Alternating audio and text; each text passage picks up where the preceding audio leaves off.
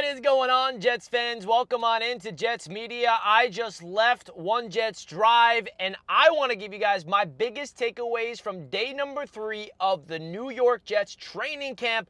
Tyrod Taylor took over as the starter in today's practice, but I got to give you an update about Justin Fields because he looks like he could have practiced today the way he was moving on the practice field. Mason Taylor had a diving catch in the back of the end zone. There's a lot of things I want to break down in this video. Make sure you guys like the video, subscribe to Jets Media, and comment your thoughts of Jets training camp. And if I met you at practice, love meeting Jets fans. I will also be there tomorrow with my family, which is going to be really exciting. So let's get straight into what I saw from the New York Jets at training camp today. Now, as you guys know, it's a different feeling when you're at practice compared to when you're relying on the reporters and you have to go on X and look at what their interpretation of practice is. I got to see with my own eyes, so now I get to see it from my own perspective. Now, I was live streaming from practice, and I asked one of the members of the Jets if that's okay. Can I live stream but just show my face and not the field? They said initially it was fine, but then while I was live, they come up to me during and said, you have to cut the live stream. You're not allowed to do that. And I'm like, absolutely, no worries at all. Aaron Glenn wants a tight ship. They don't want any live play-by-play.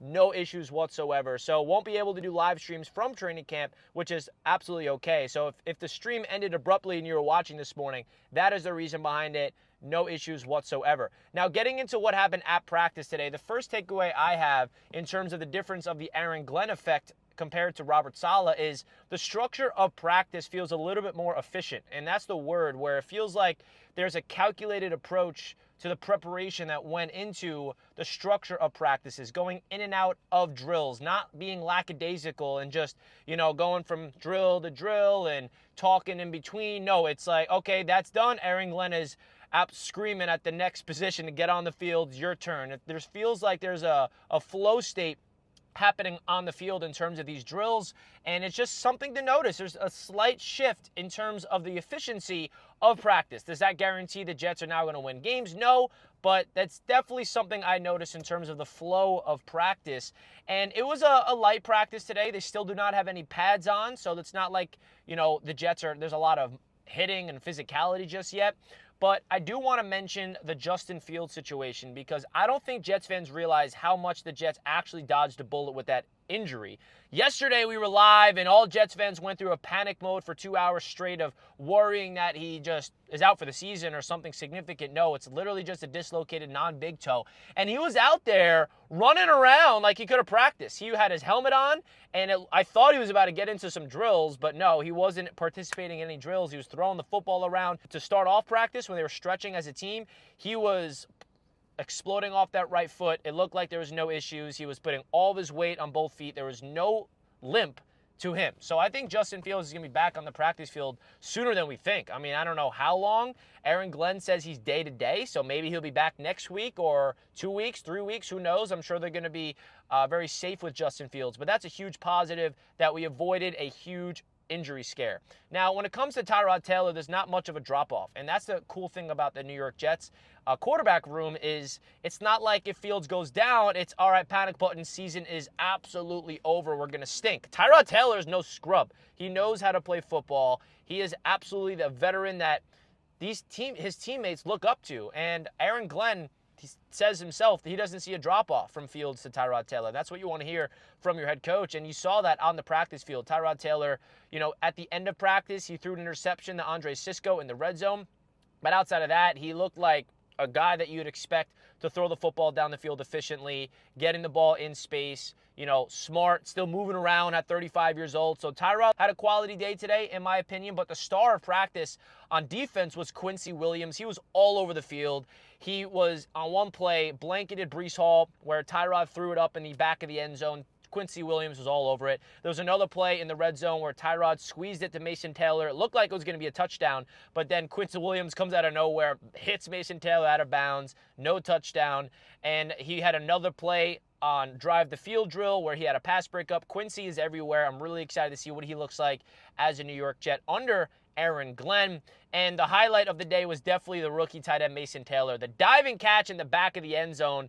Really cool to see Mason Taylor out there. The Jets have not had a tight end like that can make a catch and diving like that in a long time. And it's really cool that we have a legit weapon. He is the tight end 1, and that is another thing to note. It's not like he is 3rd on the depth chart, 2nd on the depth chart, and the Jets are making Mason Taylor earn his spot. No, he is the tight end number 1. He's the first tight end on the field. So really cool to see Mason Taylor make plays immediately. Definitely impressed with what he had to do today at practice. Another guy who flashed today, which is really cool to see, is Malachi Corley. He had a touchdown in the back of the end zone, a throw from Brady Cook. And Malachi Corley, he is running with the 3rd team, right? It's Adrian Martinez as the 2nd quarterback next to Tyrod, and then Brady Cook is the 3rd quarterback. And that's something to note. Malachi Corley is running with the 3rd team, but he did have a touchdown today, which is a positive, right? You want to talk about the wide receiver depth chart where it is right now. You got Garrett Wilson, Josh Reynolds, and Lazard as your 3 starters right now. And then the 3 wide receivers with the 2nd team is Arian Smith, Xavier Gibson, and Tyler Johnson. And then behind those guys is Malachi Corley, Jamal Pritchett, and the rest of the crew, and Brandon Smith as well, who actually has been looking pretty good. So interesting stuff. Malachi Corley's got to work his way up the depth chart because, you know, a few practices ago he had a bad drop, but he got in the end zone with a touchdown, which is great to see. There was another play that stood out to me where Bree Hall got in the end zone for a touchdown at the goal line, and the reason why it stood out was the offensive line just completely opened up that hole for Bree Hall. Really hard to evaluate the trenches without pads, but cool to see that. There was another play when Will McDonald screamed off the edge. He looks absolutely crazy out there. And I know I'm all over the place with my report, but I'm just trying to recall everything that happened with my own brain. I'm not looking at any tweets or anything on a screen. I'm literally in my car in Morristown, New Jersey right now. So that's really my thoughts, my biggest takeaways. To finish off practice, the Jets did a drive the field drill, 2 minutes, and Tyrod Taylor marched down the field. The first play, I think, was a pass interference call, and then the next play, Brandon Stevens had a pass breakup, and then he got a penalty as well. And then Tyrod kept feeding Garrett Wilson on an out route out of the slot. 2 straight plays, it was a first down where Garrett Wilson was lined up in the slot, quick little 5-yard out route, get the ball in his hands, pick up the first down, move the chains. And then when they got into the red zone, I think inside the 10-yard line, Tyrod was trying to score a touchdown.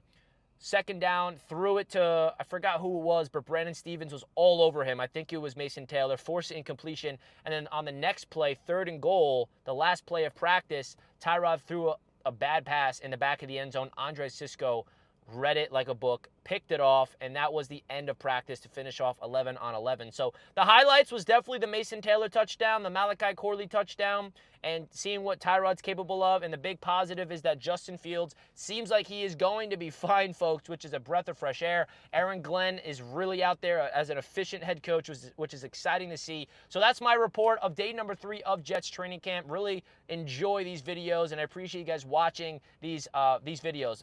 If you can't tell, training camp content is where I thrive, just in terms of where I'm at my peak of content, and what I enjoy doing the most is actually going to practice, watching what's going on, seeing what's going on even from home through Twitter. I like talking about ball. When it comes to the off-season content, it's like, yeah, we're going to talk ball. We're going to talk about free agency, the draft, speculation this, speculation that. But when it comes to actually football on the field, that's where I get the most excited to talk about it. So football's back, and it's exciting.